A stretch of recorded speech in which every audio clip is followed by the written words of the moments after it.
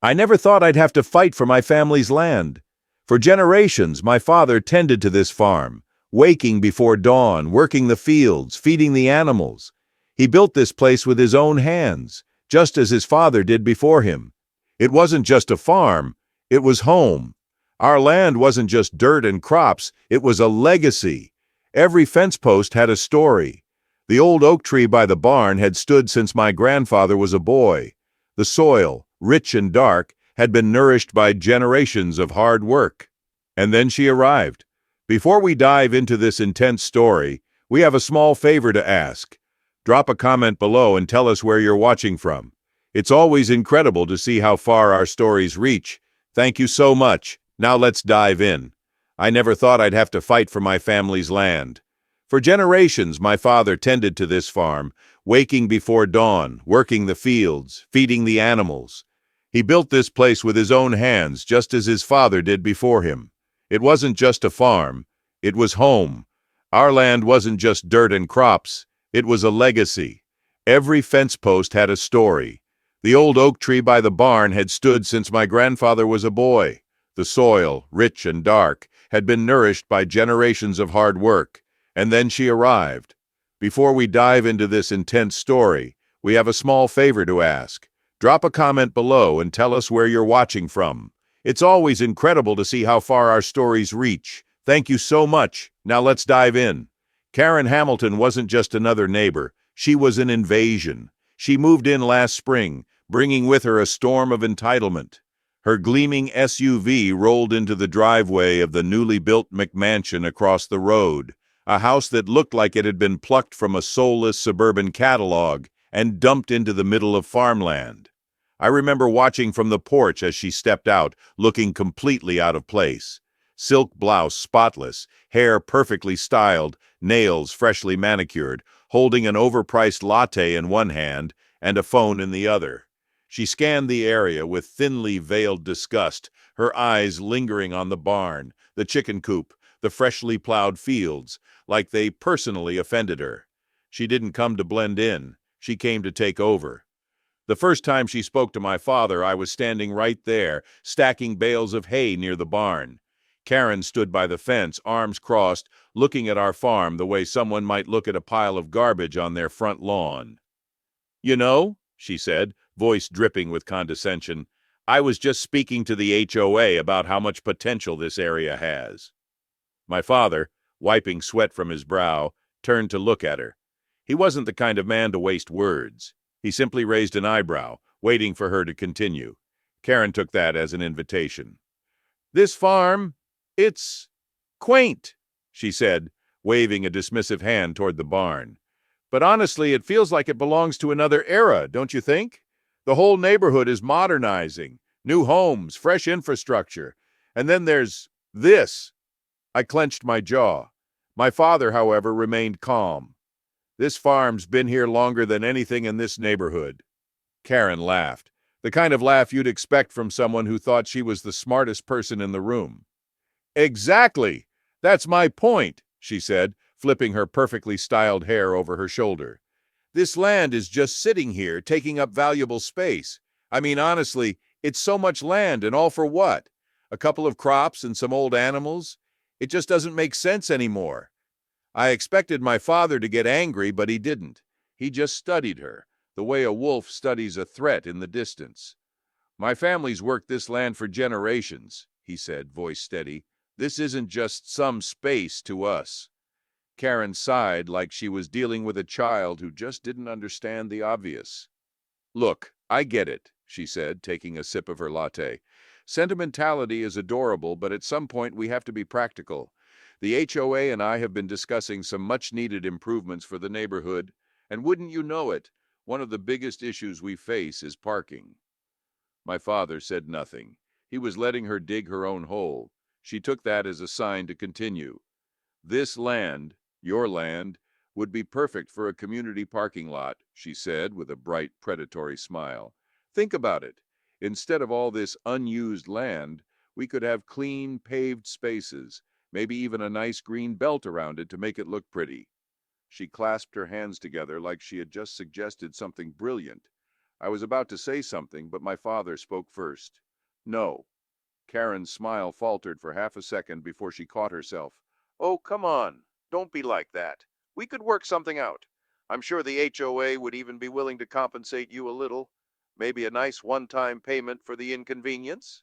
My father leaned on the fence post, crossing his arms. How much do you think this land is worth? Karen blinked. Well, she said, trying to regain her footing, I mean, it's not really valuable as a farm anymore, is it? The future is development, not whatever this is.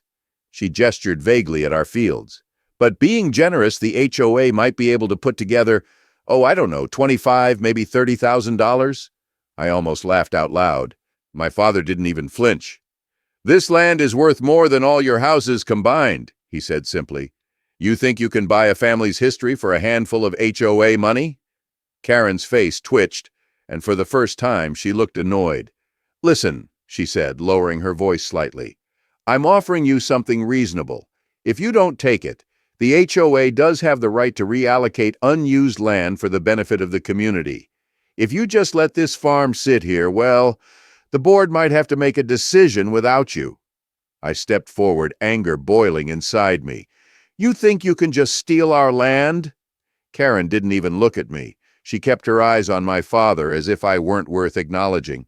This isn't stealing, she said, her voice still syrupy sweet. It's progress. I mean, really, you should be thanking me. I'm helping you move on from something that's just holding you back. My father exhaled slowly like a man trying to hold back a storm. You done talking? He asked. Karen frowned. Excuse me? You done talking? He repeated. Because I've heard enough. She stiffened. This farm ain't going anywhere, he said, his voice as solid as the earth beneath our feet. Not today. Not tomorrow. Not as long as I've got breath in my lungs.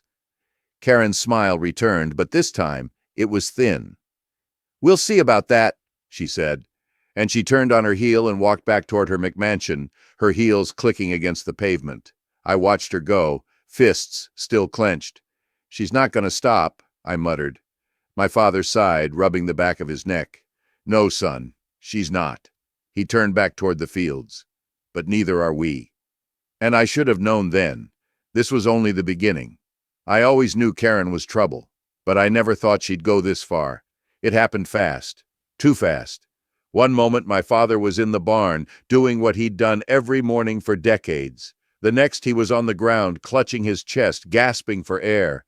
I'll never forget the way his face twisted in pain, how his breathing hitched, how his strong, calloused hands that had built this farm, shook uncontrollably.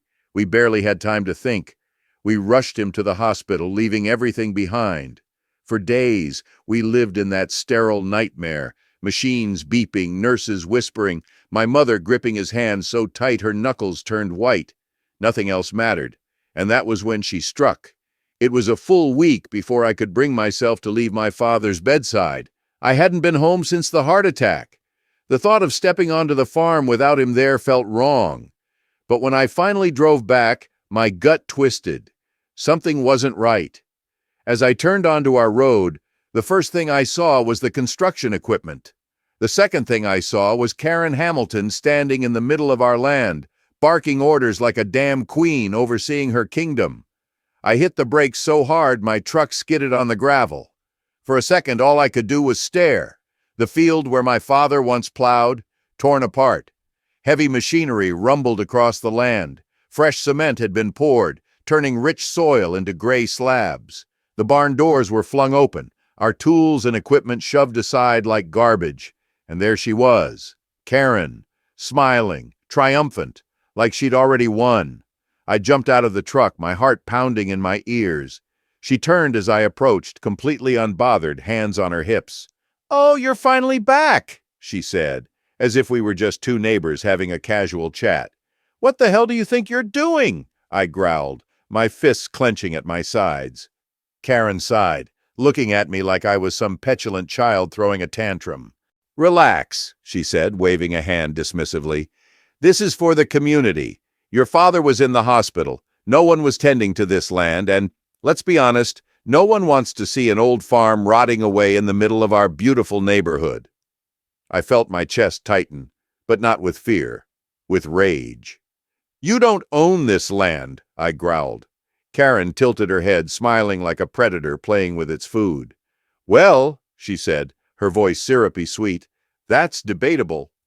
I stepped forward, fury boiling in my veins. What the hell does that mean? Karen sighed dramatically, like I was exhausting her.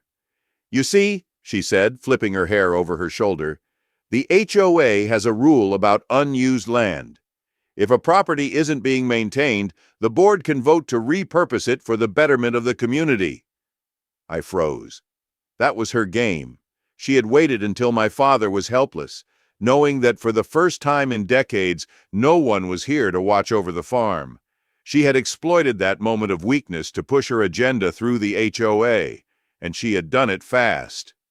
I have every legal right to do this, she continued, her voice sickly sweet. We had a board meeting, unanimous approval, all very official. I felt my hands shake. You forged that vote, I snapped. There's no way in hell everyone agreed to this. Karen smirked. Let's just say, some of them didn't fully understand what they were agreeing to. I saw red. You think you can just steal our land while my father is in the damn hospital? I took another step forward, my whole body vibrating with fury. One of the construction workers, probably smart enough to see where this was going, stepped between us, hands raised. Sir, he said, looking uncomfortable, maybe you should stay out of this, I snapped. Karen just laughed. Go ahead, she said mockingly. Call the sheriff. I do hope you have all the proper paperwork proving this land is legally yours and hasn't fallen under HOA jurisdiction. I froze again. There it was, the real threat. She was daring me to challenge her. She knew she had spent the last few months twisting the rules, finding loopholes, setting up her trap. She had spent weeks planning this, waiting for the right moment. And now, she thought she had me cornered. I took a slow, steady breath, forcing myself to stay in control. I wanted to lose it. I wanted to tear down everything she had built, to make her regret ever stepping foot on our land, but I wasn't going to play her game. I turned on my heel and marched back to my truck. Karen called after me, her voice mocking. Oh, don't tell me you're leaving already. You just got here. I ignored her, gripping the steering wheel so hard my knuckles turned white. I wasn't walking away. I was gathering my weapons. She thought she had already won, but she had no idea who she was dealing with, because I wasn't my father. I wasn't going to take this lying down. This wasn't over. This was war. I spent the entire drive back from the farm gripping the steering wheel so tight my knuckles turned white. Karen thought she had won. She thought her HOA loopholes and her smug little power plays were enough to steal our land. But she had underestimated me. By the time I reached the hospital, I had already made my decision. This wasn't just about stopping her. This was about destroying her. When I walked into my father's hospital room, my mother was sitting by his bedside, her hand wrapped around his. His face looked pale, but his eyes still held that iron will I had known all my life. He looked at me, really looked at me, and he knew. Something happened, he said, voice hoarse but certain. I swallowed hard. Karen, I muttered, she's building on our land. My mother gasped, her face going ashen. What? My father didn't look surprised. Angry, yes, but not surprised. She made her move, I continued. Pulled some HOA legal bullsh asterisk T to claim the farm was neglected. Got the board to approve construction. Poured cement, Dad. She's trying to turn our land into a damn parking lot. Silence. Then, my father slowly pulled his oxygen mask down, his jaw tightening. That bitch, he muttered. My mother let out a gasp, eyes wide. My father never cursed. Not once in my entire life had I heard him say anything worse than damn. And now? Now he looked like a man who wanted to burn a kingdom to the ground. I should have dealt with her sooner, he said, his voice low. I knew she was trouble. My mother shook her head, tears welling in her eyes. This can't be legal, she whispered. It can't. My father turned his gaze to me. It's not, I said, gritting my teeth, and I'm going to prove it. I spent the next 2 days digging through every legal document, land deed, and contract my family had ever kept. The farm had belonged to my family for over 100 years. No HOA rule could overwrite that. But Karen wasn't stupid. She was careful. She had spent months laying the groundwork, covering her tracks, manipulating the system so that when she finally struck, it looked official. She had counted on us being too distracted with Dad's health to fight back. She had counted wrong. Because by the time I was done gathering my weapons, I was ready for war. The morning I returned to the farm, I wasn't alone. News had spread fast. By the time I pulled up in my truck, half the town was already there. Trucks lined the dirt road, parked bumper to bumper, forming a solid blockade in front of the construction site. Farmers, ranchers, old neighbors who had been around long before the HOA even existed. People who still believed in honor, legacy, and the value of hard work. Even some of the newer families had come. The ones who had moved out here to escape the suburban nightmare, not be swallowed whole by it. They stood beside the farmers, arms crossed, their expressions resolute. The construction workers had paused, watching uneasily. They weren't local, just a crew hired to do a job. But they weren't stupid. They could see the storm brewing, and none of them wanted to be caught in the middle of it. And then there was Karen. She came storming out of her house like a woman possessed, her designer heels clicking furiously against the pavement, her face red with rage. She wasn't wearing her usual calm, smug expression. She looked furious. No control, no backup, just pure, seething rage. Her gaze swept across the crowd, nostrils flaring, lips pressed so tightly together they turned white. "What the hell is this?" she screeched, voice sharp enough to cut glass. No one moved. She jabbed a finger toward the blockade of trucks. "You can't just block construction!" she spat. "This project is approved by the HOA. You're all violating community regulations." Silence. Then, from the front of the crowd, an old man stepped forward. Mr. Reynolds.